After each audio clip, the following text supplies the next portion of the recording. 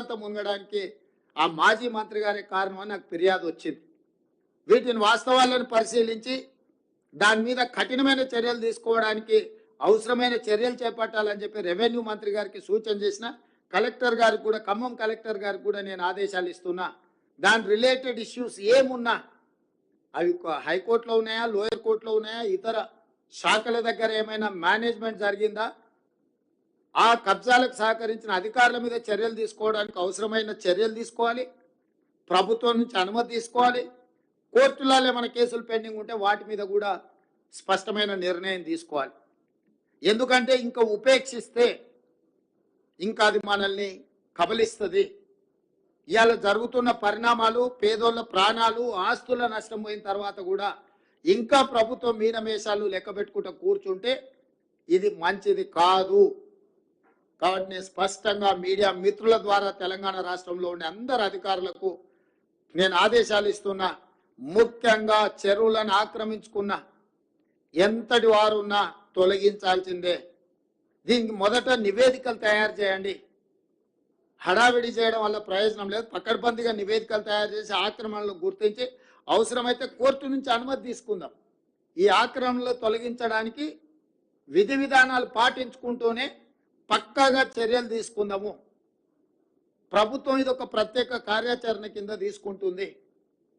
ఈ ప్రభుత్వం ప్రాధాన్యతతో కూడుకున్న పనులలో చెరువుల యొక్క ఆక్రమణలను, నాలాల ఆక్రమణలను తొలగించేది చాలా అత్యంత ప్రాధాన్యతతో కూడిన కార్యక్రమంగా తీసుకుంటాం. మేము రకరకాలుగా స్పందిస్తున్నారు నాయకులు. కొంతమంది ఈయననే ఇప్పుడే ముఖ్యమంత్రి అయినా, ఇప్పుడే వచ్చిండా అని. అవునాయన, నేను ఇప్పుడే ముఖ్యమంత్రి అయినా, ఇప్పుడే అధికారం వచ్చింది, అధికారం పేద ప్రజలకు ఉపయోగిస్తున్నాను. నేను ఇన్నాళ్ళు మీ చేతుల అధికారం ఉండి మీరు ఆ ప్రభుత్వంలో మీరు మంత్రిగా పనిచేసారు. మీరు ఆక్రమించుకుంటుంటే కళ్ళు మూసుకొని ఉన్నారు. ఇప్పుడు నేను కనీసం చేయాలనే ప్రయత్నం చేస్తున్న కొంతమంది నాయకులు మాట్లాడుతున్నారు. నేను వాళ్ళ పేర్లు ప్రస్తావించదలుచుకోలేదు. ఎందుకంటే ఇది కొంత ప్రజలు ఇబ్బంది పడుతున్న, కష్టపడుతున్న సందర్భం. పెద్ద రాజకీయాలకు తావియదలుచుకోలేదు.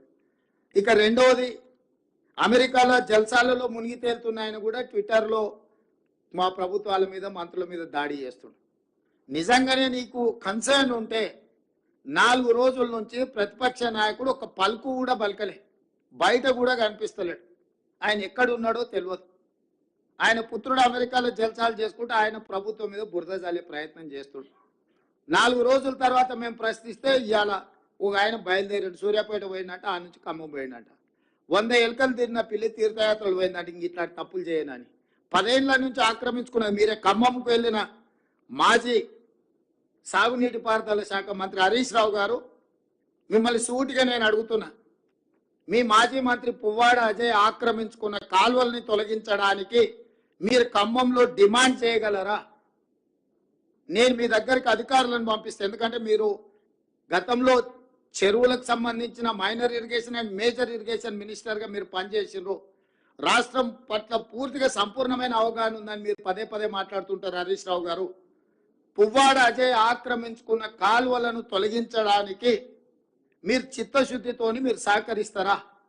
ఈ ఒక్క ప్రశ్నకు సమాధానం చెప్పిన తర్వాత ఇక ప్రభుత్వం ఈ వర్షంలో బాధ్యతాయుతంగా వ్యవహరించిందా, వ్యవహరించలేదా ప్రజలు తెలుస్తారు. మేము బాధ్యతాయుతంగా వ్యవహరించకపోతే ప్రజల దగ్గరికి మేము వెళ్ళగలిగే వాళ్ళం కాదు. ప్రతి క్షణం మా మంత్రులు కార్యాచరణ స్థానికంగా ఉన్నారు. స్టేట్ అంతా సమన్వయం చేసుకొని అధికారులకు ఆదేశాలు ఇచ్చి ఒక స్పష్టమైన నిర్దిష్టమైన కార్యాచరణతో నేను బయలుదేరి 2 రోజుల నుంచి ప్రజలలో తిరుగుతున్నా. ఇది మా ప్రభుత్వం యొక్క చిత్తశుద్ధి. 10 సంవత్సరాలు మీరు అధికారంలో ఉన్నారు. ఏ రోజైనా చంద్రశేఖరరావు గారు వరదలు వచ్చినా, ప్రమాదాలలో ప్రజలు చనిపోయినా ఒక్క రోజైనా పరామర్శించడానికి వారు బయటకు వచ్చిండ్రా? ఒక్క రోజైనా ఆ కుటుంబాల దగ్గరికి చంద్రశేఖరరావు గారు వెళ్ళిండ్రా? మీ దగ్గర రికార్డు ఉంటే తీయండి. 2014 నుంచి 2024 జనవరి వరకు చాలాసార్లు వర్షాలు, వరదలు, ప్రజలు చనిపోవడం, ప్రమాదాలు జరగడం మనం కళ్ళతో చూసినాం. చంద్రశేఖరరావు వరదలు వచ్చినప్పుడు ఏ ప్రజల దగ్గరికి వెళ్ళిండో ఒక్క ఆధారం చూపించండి. మాసాయిపేటలో రైలు కింద వాడి స్కూల్ పిల్లలు 30-40 మంది చచ్చిపోతే ఆయన సొంత నియోజకవర్గం. పసిపిల్లలు చచ్చిపోతే కూడా ఆ కుటుంబాలను పరామర్శించడానికి ఓలే. ఔటర్ రింగ్ రోడ్ దగ్గర ఒక వెటర్నరీ డాక్టర్ని ముష్కర్లు ఎత్తుకెళ్ళి బ్రూటల్లీ రేప్ అండ్ మర్డర్ చేస్తే కూడా ఆ కుటుంబాన్ని పరామర్శించడానికి ఓలే. మానవత్వం లేని వ్యక్తిగా 10 సంవత్సరాలు ప్రభుత్వాన్ని నడిపిన మీరు ఈరోజు ప్రజలలో ఉన్న మమ్మల్ని ప్రతి క్షణం ప్రభుత్వం అప్రమత్తంగా ఉండి పనిచేస్తుంది. ఇవాళ పక్క రాష్ట్రంలో మన రాష్ట్రంలో కృష్ణా జిల్లా, ఖమ్మం జిల్లా కౌలపిల్లలాగా ఉంటాయి పక్కన పక్కన.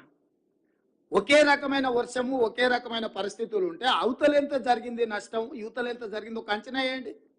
ఈ ప్రభుత్వం అప్రమత్తంగా ఉందో లేదో. అవతల నష్టం జరగడం కూడా బాధాకరం. అవతల జరుగుండొద్దు, యువతల జరుగుండొద్దు.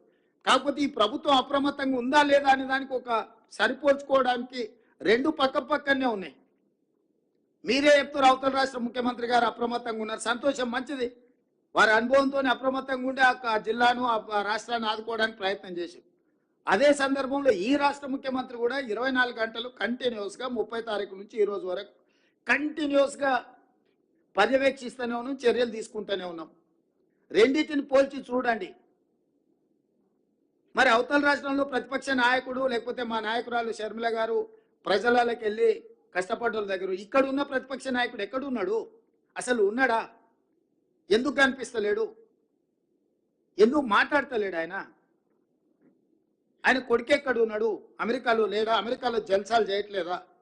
అమెరికాలో జల్సాలు చేసేటోడు కూడా మా 10 ఏళ్ళ అధికారం అనుభవించి 1,00,000 కోట్లు అక్రమంగా సంపాదించుకొని అమెరికాలో జల్సాలు చేస్తున్నాడు కూడా ఈరోజు ఈ ప్రభుత్వం మీద దాడి చేస్తున్నారు. అయినా ఈ ప్రభుత్వం మనోధైర్యం కోల్పోదు. ధైర్యంతో ప్రజలకు అండగా నిలబడి ప్రజల్ని ఆదుకోవడానికి ప్రయత్నం చేస్తుంది. స్వచ్ఛంద సంస్థల్ని సమాజంలో ప్రముఖులుగా భావించే వాళ్ళను, కార్పొరేట్ కంపెనీలకు నేను విజ్ఞప్తి చేస్తున్నా, ప్రజలు కష్టాలలో ఉన్నారు, మీ చేతనైన ఆర్థిక సహాయాన్ని అందించండి. మానవత్వం ప్రదర్శించాల్సిన అవసరం ఉన్నది. ఈరోజు మానవీయ కోణంలో వీళ్ళందరూ కూడా ఆలోచన చేసి చెయ్యగలిగిన సహాయాన్ని ఈ పేదలకు అందించండి. సహాయం అందించని వాళ్ళు మనోధైర్యాన్ని ఇవ్వండి. మేము మీకు అండగా నిలబడ్డాము అని ఒక మంచి మాట అయినా మాట్లాడండి. తద్వారా వాళ్ళు కొంచెం ఉపశమనం పొందుతారు. కష్టాలలో ఉన్న వాళ్ళకు ఒక ఓదార్పు కూడా కొంత వాళ్ళకు మనోధైర్యాన్ని పెంచుతుంది. కాబట్టి ఈరోజు ఈ ప్రభుత్వం అన్ని రకాలుగా ఆదుకుంటుంది, నష్టపరిహారాన్ని అందిస్తుంది. అన్ని రకాలుగా నేను అధికారులకు మళ్ళా సూచన చేస్తున్న ప్రజాప్రతినిధులు, మా ఎమ్మెల్యేలకు కూడా, మురళీ నాయక్ కానీ, రామచంద్ర నాయక్ గారు కానీ, యశస్విని రెడ్డి గారు కానీ, మా నాగరాజు గారు కానీ, వేదిక మీద ఉన్న ముఖ్యమైన నాయకులకు, ఎమ్మెల్యేలకు, సీతక్కకు, ఎంపీ పార్లమెంట్ నాయకుడు బలరాం నాయక్ గారు కానీ, అదేవిధంగా కనకయ్య గారికి, క్షేత్రస్థాయిలో మీరు ఎప్పుడు ప్రజల మధ్యలో ఉండండి, తిరగండి. గండ్ర సత్యనారాయణరావు గారు ఉన్నారు. ఎమ్మెల్యేలందరికీ, ఇక్కడ ఉన్న ఎమ్మెల్యేలకు, ఎంపీకి, మంత్రులకు నా సూచన ఒకటే, ప్రజల మధ్యలోనే ఉండండి, ప్రజల దగ్గరికి వెళ్ళండి, ప్రజల కష్టాలు తెలుసుకోండి. ఆ అంశాలు అధికారుల దృష్టికి తీసుకురండి. అధికారులు ఆ విషయాలను మీరు నివేదికలుగా మార్చండి. ప్రభుత్వం నుంచి అవసరమైన అనుమతులు తీసుకొని వాళ్ళని అన్ని రకాలుగా ఆదుకోవాల్సిందిగా మీడియా మిత్రులకు కూడా నా సూచన. మీరు కూడా ఏవైతే అంశాలను ప్రస్తావిస్తున్నారో మీడియా ద్వారా వాటన్నిటిని కూడా మేము పరిగణలోకి తీసుకుంటున్నాం. ఏదైనా విషయాలు ఉంటే కూడా అధికారుల దృష్టికి మీరు తీసుకురండి. మీరు తీసుకొచ్చిన విషయాలు ప్రజలకు ఉపయోగపడితే ఎంతో కొంత సహాయం అందించడానికి ఉపయోగపడుతుంది. కాబట్టి మనందరం కలిసికట్టుగా ఇప్పుడు మనం చర్యలు చేపట్టాలి. ఇది రాజకీయాలు చేసే సందర్భం కాదు. ఈ ప్రభుత్వం రాజకీయాలు చేయదు. బురద రాజకీయాలు, వరద రాజకీయాలకు ఈ ప్రభుత్వానికి అసలు ఇట్లాంటి సందర్భాన్ని రాజకీయాలకు వాడుకోవాలన్న ఆలోచన లేదు. స్పష్టంగా ప్రజలకు మేము సహాయం అందించే చర్యల్లో ఉన్నాం. మీరు అందరు సహకరించాల్సిందిగా కోరుకుంటూ ఈ సమీక్ష సమావేశంలో పాల్గొన్న అధికారులందరికీ ఇంకా కొద్ది రోజులు మీరు అప్రమత్తంగా ఉండాలి.